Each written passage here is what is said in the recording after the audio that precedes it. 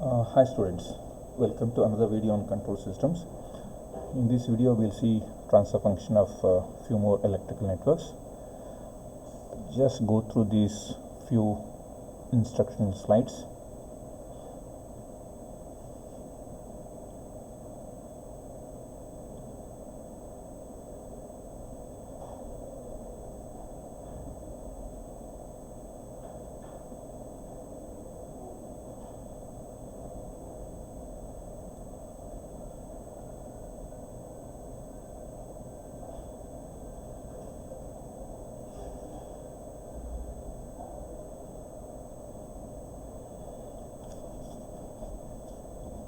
Hope all of you are ready with the material.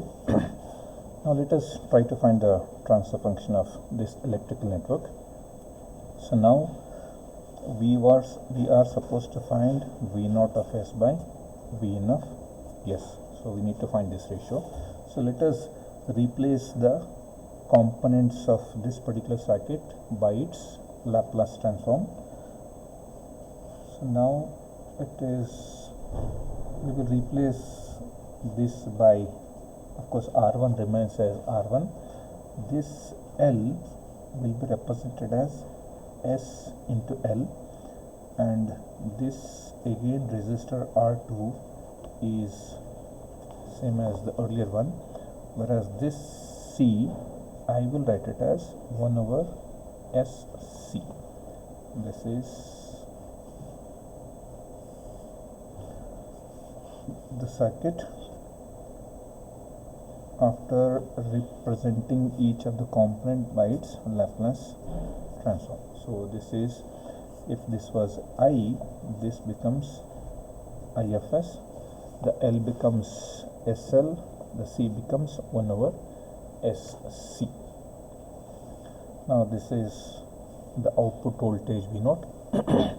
Now I need to find out what is V naught of S equals. So now can I replace this entire network by much more simpler thing? Okay, this is what is we are supposed to find. So shall I replace this again by 1 Z1 of S and this entire block as Z2 of S? So this will make my life easy. This is V naught of S, this is V in of S, this is IFS. So you have series component of resistor and inductor that is represented as Z1 of S. Z2 of S is the parallel combination of R2 and this capacitor.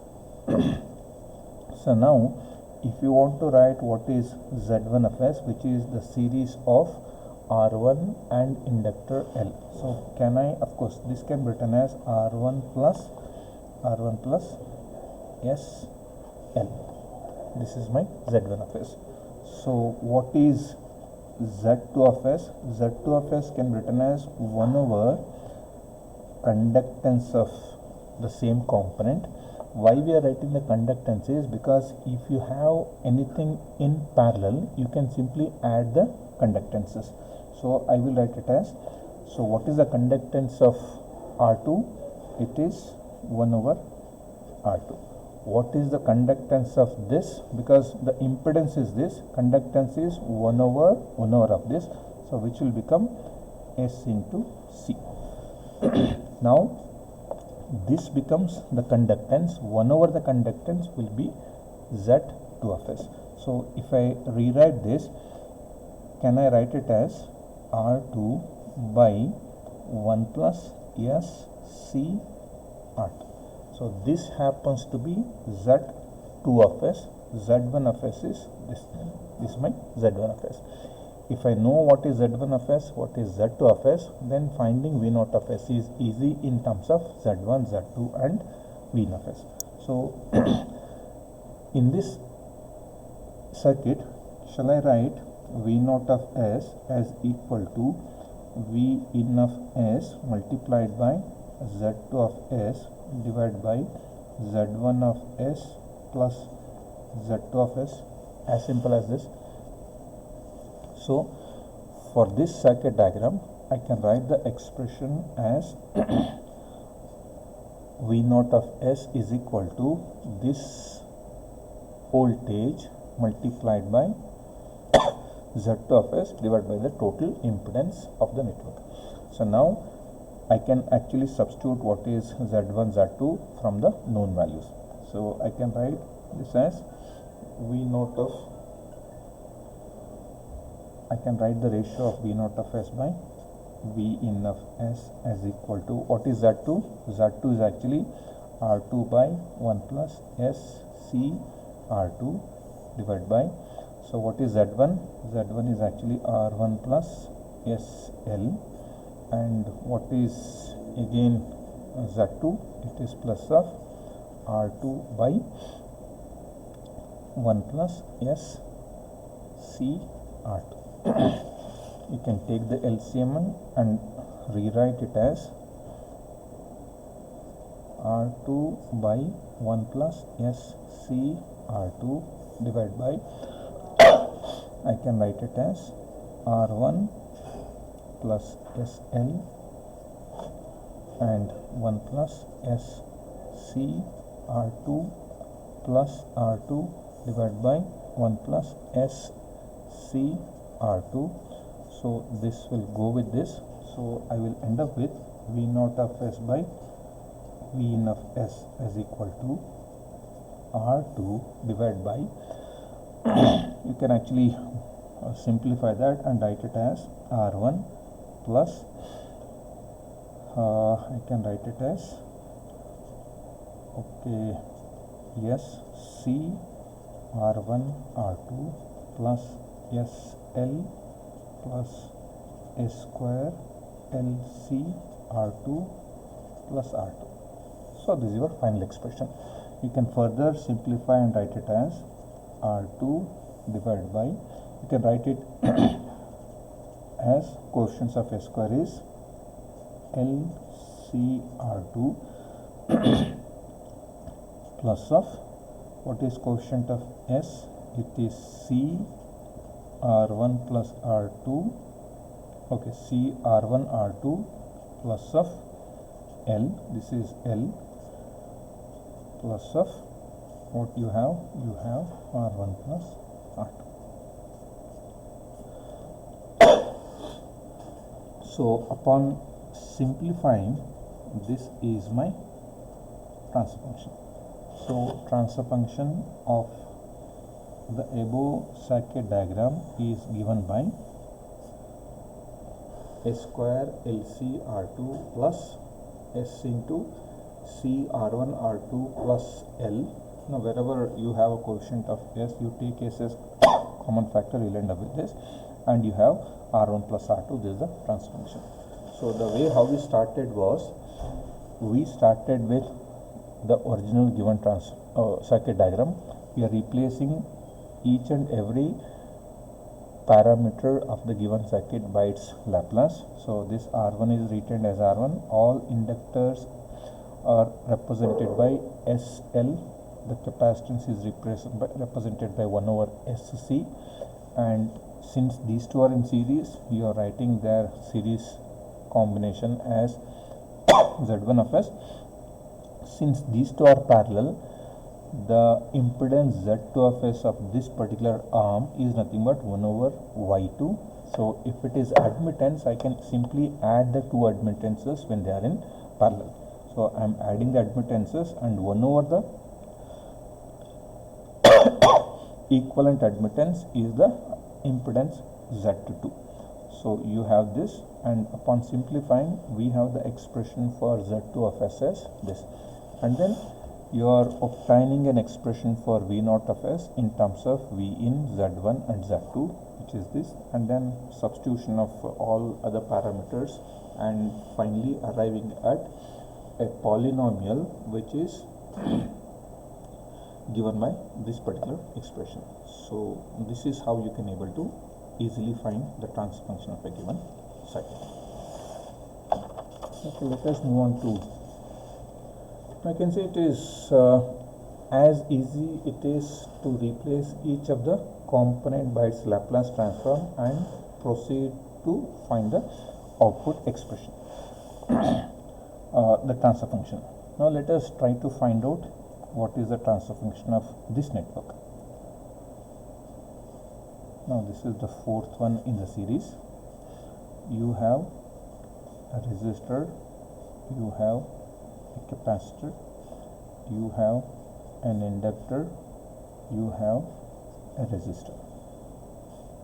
So let me say it as R1, this is C, this is L, this is R2, this is V0, this is V. This is V. You are supposed to find that transfer function of this network, which is nothing but Laplace of input to Laplace of output. I want to get an expression for this. So far in the examples we have seen there was only one loop. So when I was writing the expression for the previous circuit, so which was something like this, we could able to minimize it and then do it. And the previous circuit, it was much more simpler. You could able to find out what is V0 of S. And of course the first circuit was having only one loop. Now when you have two loops, how do you find out? So let us name this loop current as I1. Let us name this loop current as I2. Let us name those currents as I1, I2. Now let us start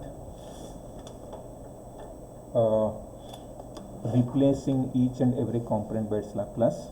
So I will replace V in by V in of S. R1 is retained as R1. This C I will write it as 1 over SC. The inductor I will write it as SL. This is R2 as it is. This is R2 as it is. This is V0 of S. This is now I1 of S. This is I2 of S. So now what is a typical way of doing it?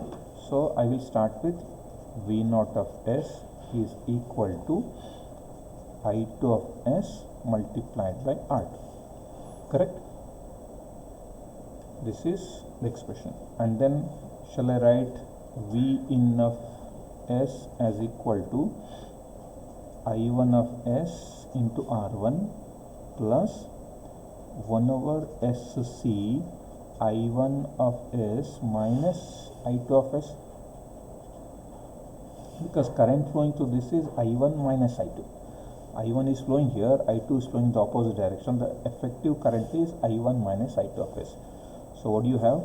You have V in of S as equal to, of course you can simply write it as I1 of S into R1 plus 1 over SC minus of I2 into 1 over SC. This is this. Now using these two equations, now I have to substitute this I2 from this. So what is I2 here? So can I write I2 into 1 over SC as equal to, so now this goes onto that side, is it not I1 of S R1 into 1 over SC minus of V in of S. Now again you have this I1 in this expression.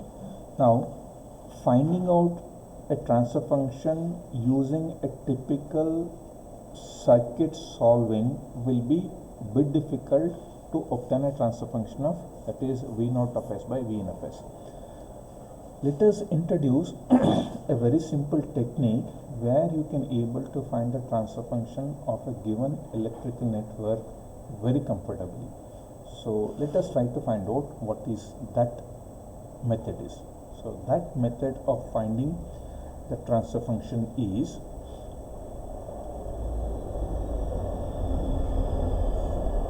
let me explain that. So what are all the variables that are there in this particular network? When I say variables, all voltages and all currents in the network need to be identified. If you see this network, I have input voltage V in Fs. Okay, let me not write V in Fs. For simplicity, I'll write it as V in, and I have V0, I have I1, I have I2. So these are the parameters that are there: V in, V0, I1, I2, and along with that, I have, let me identify this is another node which is other than V and V0. Let me write it as V1. So this is V1. So now I have one independent voltage and all other currents I1, I2, V1, V0 are all dependent parameters.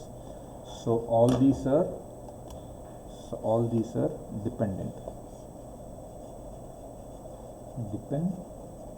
whereas this is independent. So this V in is independent, whereas I1, I2, V1, V0 are depending on the circuit parameters. Now, using the Kirchhoff, of course, using Ohm's law, I can easily find out what is the current flowing through a resistor, capacitor, inductor, or I can know what is the voltage across resistor, inductor, capacitor. So now, if you see, so let me identify this V0. So what is this V0 is equal to? Can I write this V0 as equal to the voltage drop across this resistor R2? Because when I say V0, it is the voltage at this point with respect to ground. Is it not this voltage drop? So shall I write, okay, let me write it as V0 of S. Is it not equal to I2 of S multiplied by R2? This output voltage is the drop across this resistor R2. That is, the current flowing through, we assumed it as I2 of S, and the resistor is R2. So this is also. So then what is I1 of S? If you see I1 of S, it is this loop current. It is the loop current that is flowing in this loop. So I1 is the current which is flowing in the loop. Is the same I1 flows through this resistor R1 also? So if current flowing through this resistor is I1, can I get an expression for I1, which is the current flowing through this resistor, as potential difference across the resistor divided by the resistance value? So can I write I1 of S as equal to potential difference is what is the voltage at this point and what is the voltage at this point. Voltage at this point is V in of S. This is V in of S. Potential difference minus of voltage at this point. So voltage at this point is V1 of S. V in of S minus V1 of S is the difference of voltage between this and this terminals of resistor, divided by the resistance R1 is the current flowing through R1. So it's very simple. If you have a resistor, supposing that okay, you have, let me just take a resistor of 1 kilo ohm. If this is 2 volt, if this is 0.5 volt, then what is the current flowing through this? Since you assume the direction of current flowing, because this is at higher potential, this is at lower potential, is it not 2 volt minus 0.5 volt divided by 1 kilo ohm? Is it not 1.5 volt by 1 kilo ohm? Is it not 1.5 milliamperes? Is it not the current that is flowing through that resistor? On the same lines, I am trying to find what is the current flowing through this resistor R1. We assumed a current of I1 here. I am trying to find the voltage difference, because I know this voltage as V in of S. This voltage is, this is assumed to be V1. So let us name it as V1 and so on. So now, similarly, let us try to find what is I2 of S. So I2 of S is the current flowing through this inductor having an inductance of S into L. Now again, what is the current flowing through the inductor? It is potential difference across that and its impedance. So what is the potential difference across this? It is V1 of S, because you are assuming this as the direction. So this is naturally at higher potential, this is at lower potential. So higher potential is V1 of S, lower potential is this, which is V0 of S, divided by the impedance. What are the impedance of this inductor? It is S into L. So I1 of S is this V in of S minus V1 of S by R1. I2 of S is V1 of S minus V0 of S by S into L. So then we are done with this, we are done with this, we are done with this. Now we need to know what is V1 of S. V1 of S is nothing but the voltage across this capacitor. So you know that voltage across a capacitor is nothing but current flowing through the capacitor multiplied by its impedance. So now what is the current flowing through the capacitor? Because we have assumed the current direction as I1 like this and I2 is in the opposite direction. So effectively what is the current that is flowing? Is it not I1 minus I2? So V1 is nothing but the current flowing through the capacitor, that is I1 of S minus I2 of S. This is the current, because I know that voltage is nothing but current multiplied by the impedance. So what is the impedance of this capacitor? It is 1 over SC. This is the impedance. Actually now we know that V is equal to IR. So we know that V is equal to I into R if it is a resistor.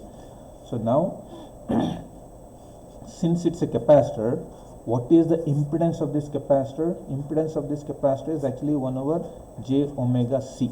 So this J omega I am writing it as S and this is C. So it is 1 over SC is the impedance of that capacitor. So that what is the voltage? It is the current multiplied by 1 over SC. So in this case, what is the current flowing? The current flowing is I1 minus I2, because we have assumed the direction this as this and this is going the opposite direction. So net current flowing is I1 minus I2. So net current flowing is I1 minus I2. So now we are done with these 1, 2, 3, 4 dependent parameter equations. Dependent parameters are, because these depends on the circuit parameter, whereas this is independent. So now we have to create a graph out of this to find the transfer function. So that graph is called as, very important one, signal flow graph. Signal flow graph. I will draw it using the equations of this dependent variables. So I hope all of you are thorough with these equations. What you can do is, now we can pause it once, just milk it yourself. What is this V0 of S? Is this voltage drop? What is I1? It is a potential difference across the resistor R1 divided by the resistance of that resistor R1. And again, this is potential difference is V1 minus V0. The impedance is S into L. So that's why it is divided by the impedance. Now the voltage V1 is nothing but current flowing through this capacitor multiplied by the impedance. So the impedance is 1 over SC. So once we are done with this, so let me again rewrite those. I hope this is fine. We can able to. So now the signal flow graph is nothing but you have to indicate, or you have to write the nodes corresponding to these variables. So you start from the independent variable V in of S. This is my first node. The second node is, should not be, of course, my last node is V0, because this is my input, the output is last. So next I can write it as I1 of S. Next I can write it as V1 of S. Next I will write it as I2 of S. Finally I will write it as V0 of S. See, now I have written all these dependent and independent nodes in an order starting from input and the last one is output. Here it is put in an order so that you know, okay, now once you know V in, you can find I1. So once you find I1, you can find V1. Of course, to find V1 you need to know I2 also. Okay, let me put it I2. We will see how do we why do we put it over here, and then finally V0 of S. So now fine. So these are 1, 2, 3, 4, 5 nodes of this signal, this circuit diagram. So now this is how the signal flows from input to output. Now let us, these are all called as nodes. So these are all nodes now. These are all nodes. Just a minute. Okay, these are all nodes, NODES. Now let me interconnect these nodes. So how do I interconnect the nodes? So interconnection of nodes, to do that I should know the equation of each one of the dependent nodes. So this is independent, all these are dependent nodes. So this depends on, can you see what is this I1 of s? Is it not equal to Vn of s minus V1 of s by R1? So now can I write this I1 of s as equal to Vn of s by R1 minus V1 of s by R1? It's actually divided by R1. I will split that and give it to both these two, Vin by R1, V1 by R1. So now shall I connect this and this with a with the path gain as 1 over R1. So what is I1 now? Is it not Vin multiplied by 1 over R1? Is it not this term?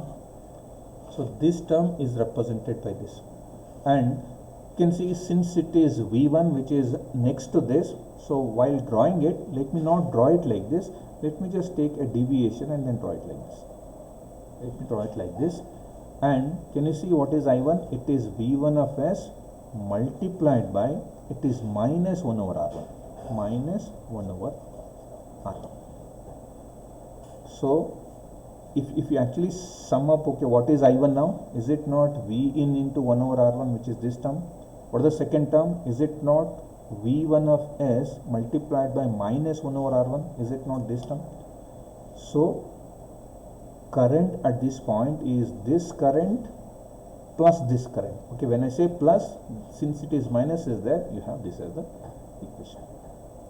So now what is V1 of s now? So if you look at this V1 of s expression, can I write V1 of s as equal to multiplying this 1 over sc to both I1, I2? Can I write it as I1 of s into 1 over sc minus I2 of s into 1 over sc? So now what is V1 of s? Can you see it is I1 of s multiplied by 1 over sc? This is my I1 of s. So let me draw a line here like this. And what is this magnitude of that? Is it not 1 over sc? So this is 1 over sc. And since you have I2 which is the next node, let me draw it from the bottom. So now what is this magnitude? Is it not minus 1 over sc? It's actually minus. It's actually minus. So okay, let me write it as this is now minus. So it is minus 1 over sc. This is 1 over sc. So we are done with I1. So V1. V1 of s is nothing but I1 multiplied by 1 over sc, which is this term, and I2 multiplied by minus 1 over sc, which is this term. So let us find out what is I2 of s. So as per this equation, is it not equal to V1 of s divided by SL and V0 of s minus, is it not something like this? So I want to write for this, is it not this term where the magnitude is 1 over SL? This is SL now. This is SL. And how about this? Is it not, again, since it is the next node, shall I draw it from the bottom? Is it not minus 1 over SL? This is my expression. Now I am representing this equation using two arms of, these are the two branches of this signal flow graph. So one branch is starting from V1 with a magnitude as 1 over SL, which represents this equation, this part of the equation. Next is V0 of s into minus 1 over SL. So this is just this. It is this because 1 over SL is common for both V1 as well as for V0. And finally, what is V naught of S is equal to V naught of S is nothing but I2 of S multiplied by R2. So shall I write it like this?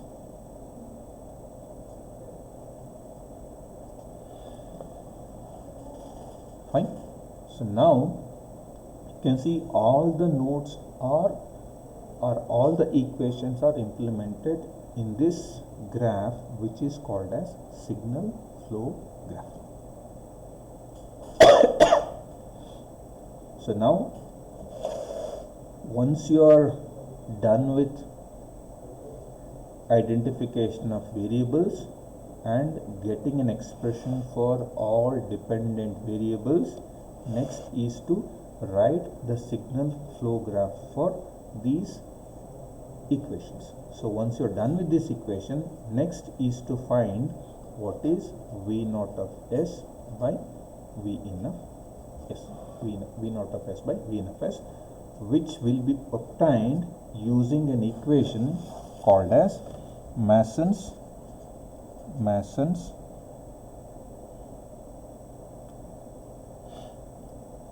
gain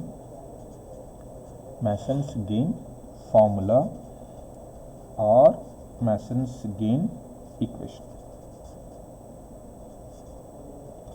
So Mason is a scientist who actually realized this type of signal flow graph. So the equation is named after him. Okay, let us have this signal flow graph. Let us rewrite that and start the analysis of this signal flow graph. So it just goes like this, or let me just take this as a reference and start doing it in a separate sheet. Now we have to define few parameters before we get an expression for the transfer function of this system. So now we know what is node. So these are all nodes which are nothing but variables of the circuit diagram, which is V in of S, I1 of S, V1, I2 and V naught. Next comes, these are all branches. So branches which are there connecting nodes. Next we have these loops. Loops are one. So you start from a certain node, you come back to same node by passing through the branches without violating the direction. So now assume that I will start from this particular node, this node.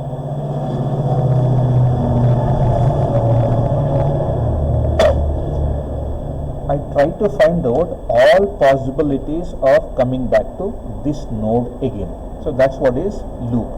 So when I start from a certain node, I should come back to the same node. So when I'm coming back to same node, I should ensure that I'm not going against the direction of the branch. So now I'll start from here. I can go like this, I can go like this, I can go like this, I can come back. So this is one loop. Now for each, here you can see, is any loop possible for this? Because there are no possibilities of coming back to same node. So there is no loop possible here. So one of the loop that is possible here is this. So is any loop here possible? That is, can I come back to V1 of S by some means? Yes. You can see I can go like this, I can go like this, I can come back and then stop here. Now how about this? Can I do this? Can I do this? Can I do this? Can I go through this and then go back? So you have 1, 2, 3. So let me say it as L1 is this loop, L2 is this loop, L3 is this loop. So let us see a possibility of some other loops. So you may say that, sir, I will start from here. This is this, and I'll go like this, and then come here. This one again, then this one.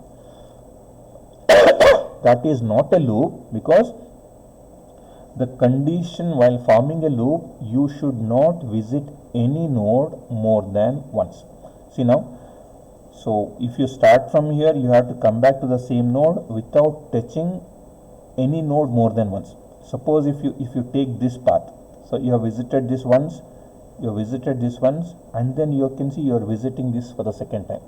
So this is not a loop. That is, going like this, and going through this and then going back here, again going back here is not a valid loop.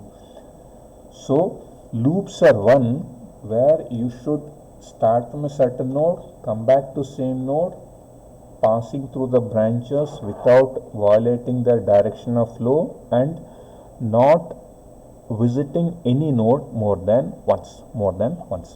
So now we have to find the loop gains. So what is this loop gain L1? It is the product of these two branch values. So L1 is nothing but 1 over SC multiplied by minus 1 over R1, which is nothing but minus 1 over SR1C. Similarly, what is L2? L2 is nothing but minus 1 over S square LC. What is L3? L3 is nothing but, so just minus of R2 by S into L. So I'm simply multiplying this into this, this into this, this into this. That is this part, this branch gain and this branch value, branch value, branch value, branch value, branch value. So these are the loop gains. So these are all individual loops. Next comes two non-touching loops. Two non-touching loops. So what is this two non-touching loops? You have this loop and this loop. You identify two loops such that they don't possess a common node. See now, suppose if you simply say this as node number 1, okay, okay, this is if you name it as 1, 2, 3, 4, 5. See now, if this is loop 1, so does this loop 1 touches 2 and 3 node? Does this loop 2 touches 3 and 4 node? Does this loop 3 touches 4 and 5 node? So now this loop 1 and loop 2 are touching because node 3 is common. Whereas L2, L3 is also touching because node number 4 is common. Just have a look at loop number 1 and loop number 3. Loop number 1 has got node number 2 and 3, whereas this has got 4 and 5. So they don't have a common node among themselves. So what is this two non-touching loops? Two non-touching loops are those loops which don't possess a common node among themselves. So in this particular case, L1 and L3 are two non-touching loops. So what is their product gain product? So I will simply multiply this and this. Is it not, of course, minus into minus will become plus. Is it not equal to R2 divided by S square LC R1? I am just multiplying this and this. So R2 is here. Since it is minus into minus, it will become plus S square LC R1. So this is my two non-touching loops are L1 and L3, and this is their gain product.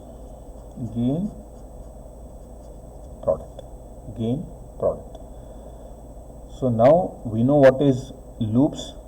We have found individual loop gains. So these are individual, because when you start from a certain point, you come back to same node. So whatever the gain of this loop is your loop gain, because these are all individual. Then you looked into two non-touching loops. So similarly, you will have three non-touching loops.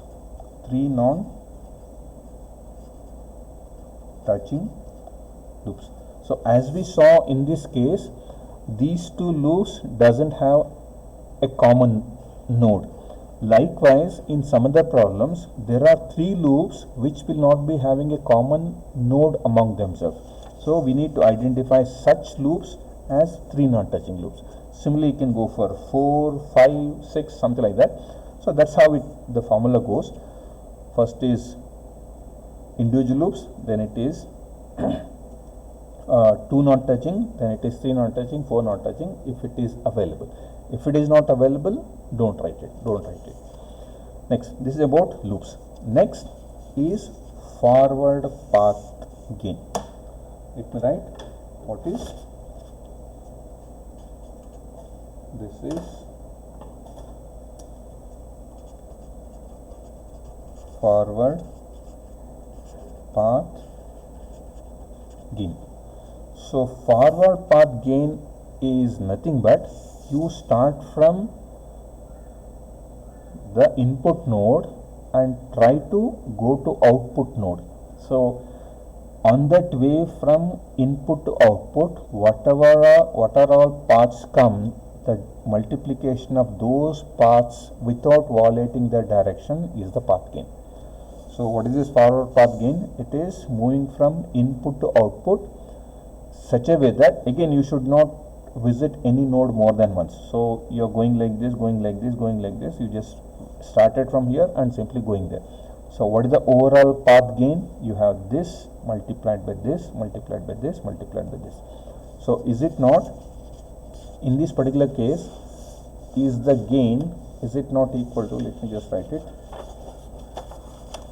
is the path gain, is it not 1 over R1 into 1 over SC into 1 over SL into R2? Is it not R2 by R1, or let me write as S square R1 LC? This is my forward path gain. So that's how it goes. So we have defined what all things we have defined. We have defined the nodes, we have defined the branches, we have defined the loop, we have defined the loop gain, we have defined 2 non-touching loops, and we have defined this forward path gain. So knowing all these things, let us move on to Mason's gain formula. So what does this Mason's gain formula says? Mason's gain formula, which is also given as M, it says it is 1 over delta into summation I is equal to 1 to k. Okay, this is pi delta I. So okay, let me say this as k, let me say this as n. So now let me say this as pk delta k. So what is this now? It is 1 over delta summation k ranging from 1 to n pk delta k. What is the exact meaning of all these parameters? So now this P stands for forward path.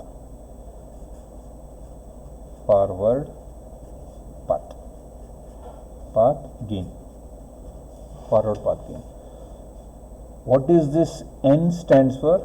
Number of forward paths. Number of forward paths. So what do you mean by forward path? As we defined in the earlier thing, number of ways of reaching the output from the input. How many paths are there? So in this particular signal flow graph, only one path is there.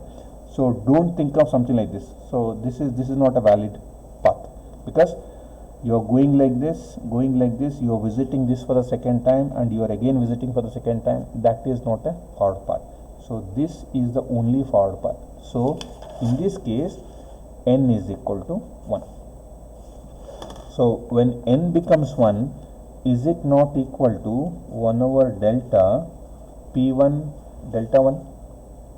So this equation of Mason's gain formula becomes equal to P1 delta 1 by delta.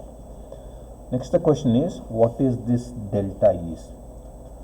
What is this delta? So delta is defined as 1 minus sum of all individual individual loop gains, all sum of all individual loop gains. So in this example, how many loops we have? We actually have 3 loops, L1, L2, L3. So shall I write it as 1 minus, what are the loops you have? Do you have it as L1 plus L2 plus L3? These are actually the loops. What is the corresponding gains? I'm simply writing it as L1, L2, L3 because to identify these are the 3 loops. We have to actually find their, we have to add their gains. So what is their gains? One of the gain is, so this is where we are written. So this is the gain what we have. So shall I just put it here? Okay, I'll just do it here. Is it not minus 1 over S R1C and minus of 1 over S square LC? This is the second loop. What is the third loop? Minus R2 by SL. So these are the 3 individual loops, which is 1 minus of this, minus of this, minus of this. So this is your first term of delta plus, what is this? Sum of gain products of all 2 non-touching loops.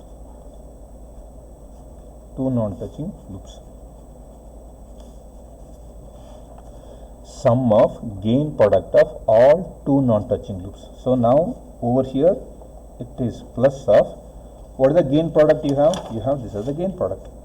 So you have to simply write it here. It is 1 minus of this, next it is plus of gain products. What is the gain product here?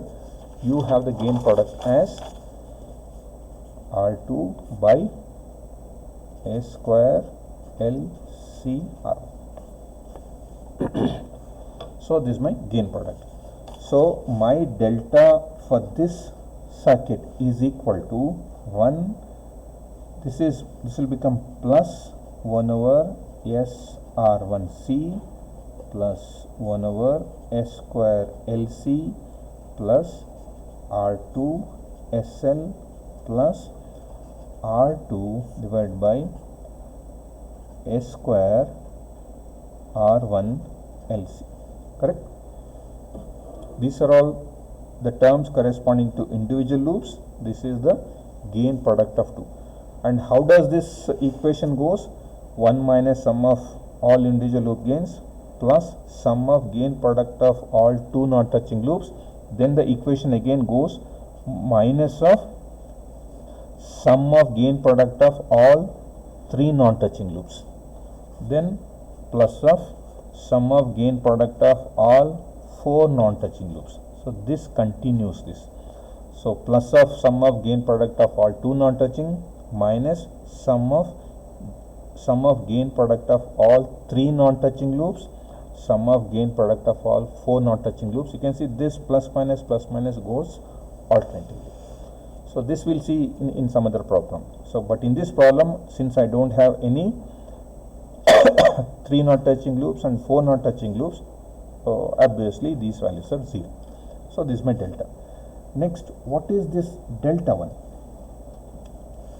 Delta 1 is nothing but same as delta, but only catch here is, so it is nothing but 1 minus, it's again the same expression, it is sum of all individual loop gains, but the catch here is not touching first forward path. You have to identify such loops, if at all, if it is there in the signal flow graph, which will not touch the first forward path. And of course, this is, now what is the only catch here? This delta remains the same. Only thing is that you need to plug in this sum of all individual loop gains not touching first forward path. Next is sum of gain product of all 2 not touching loops not touching first forward path, not touching first forward path, not touching first forward path is delta 1. Suppose if it is delta 2, again same thing, but instead of first forward path, it will become second forward path, if at all, if second forward path is there. It just continues like that. So, since you have only one forward path here, since only one forward path is there, and since there are 3 loops, all the loops will touch the first forward path, because it is touching this path, no? It is touching this. So, you don't have any such loop which is not touching first forward path. You have 3 loops, all the 3 loops will touch this. So, actually this becomes 0. So, this sum of all individual loops which are not touching first forward path becomes 0. When this becomes 0, delta 1 is, of course this delta 2 is not valid because you don't have 2 forward paths. It is 1 minus 0, it's equal to 1 only. So, delta 1 is 1. Why delta 1 is 1? Because you have only one forward path and all the loops will touch that forward path. So, none of the loops will not touch first forward path. So, it is this. So, now we know what is P1 now? P1 is the forward path gain. So, that's what we know here. So, this is my P1. So, what is P1?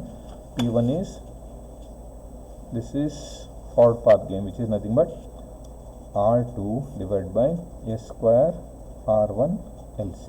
S square R1 LC. So, now to find, this is, what is this? This is gain, which is nothing but V naught of S by V in of S. You may be wondering, okay, how lengthy it is. It is lengthy for the first problem because we are trying to go to each and every bit of the signal flow graph to understand it very thoroughly. So, now how do I get the expression for V naught of S by V in of S, which is nothing but P1 delta 1 by delta. What is P1? It is R2 by S square R1 LC. Of course, delta 1 is 1 divided by, what is delta? It is 1 plus, it is 1 plus. So, shall I take a LCM for this? If I take the LCM of this, will it not become S square R1 LC, because S square R1 LC are the terms which are there here. So, now will it not become so, now okay, let me take the LCM for the whole thing. So, will it not be now S square R1 LC is the first term, and how about this? Is it not S L, because only these two are missing over here, plus since S square is also already there, so is it R1 now, because R1 is missing here. In this case, okay, S and L, will it not become R2 multiplied by S into C plus R2, and this will go with this. So, what is the expression now? Is the expression now becomes, simplify this, R2 divided by do you have S square R1 LC plus S is it not L plus R2 SC plus R1 plus R2. This is V naught of S by V of S. This is the expression for the transfer function of this circuit diagram having R1, C, R2 and L as the circuit components as specified there. So, this is the transfer function. So, this way, whenever you have, of course, you found that okay, this is having only 2 loops. When we write the number of loops as 3, 4, writing this signal flow graph is very essential to get the transfer function. So, if you go by this way, when the number of loops becomes, when the loop is only one, finding out this way is very fine. When the loops becomes 2, 3, 4, or then the analysis of this type of circuit using the equations becomes difficult. Then you have to go for this type of signal flow graph, where you are identifying the nodes, writing the equation for each and every dependent nodes, so dependent parameters. Once you know the equation, you have to form the signal flow graph. Then you have to identify the loops. Okay, let us write the process of signal flow graph here. First, you have to identify the variables. All variables need to be identified. So variables are independent, which is usually the input, and dependent variables, which will be i's and v's. Second one is this is identification of that. Then writing the equation for all dependent nodes. That means the way how we wrote it like this. So this is if you know Ohm's law, this is how you can do it. So there is even KVL is not required, KCL is not required, just it's Ohm's law. Ohm's law is essential here. So once you are done with this, next is arranging the nodes to form signal flow graph, SFG, signal flow graph. So once you identify the nodes, then fourth one is, next you have to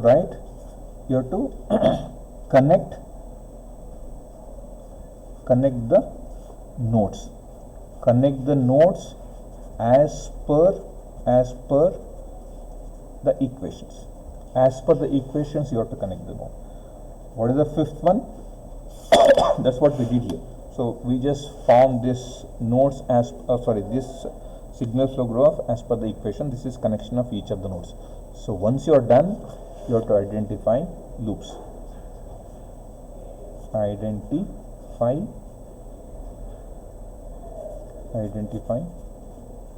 loops.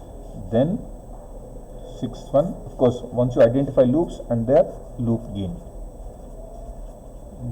need to be found out. That is multiplication of that path and this path gain. That is, what is the loop gain of this? It is 1 over SC multiplied by minus 1 over R1. So that's what we wrote it as, one of the loop gain. So this is loop gain is minus 1 over S R1C. After that, identify two non-touching loops. Identify two non-touching loops. So what do you mean by non-touching loops? Two non-touching loops. Two loops which doesn't possess a common node is two non-touching. So you identified this and their gain product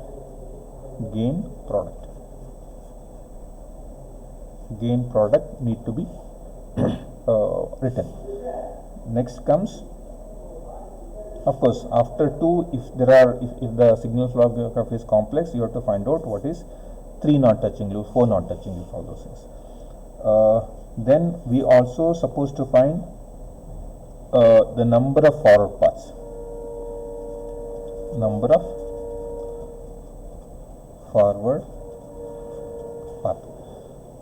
Depending on the number of forward paths, your n will change. When n changes, it is whether it is P1 delta 1, or if the number of paths are more and more, it is P2 delta 2, and then P3 delta 3 will come if there are three paths.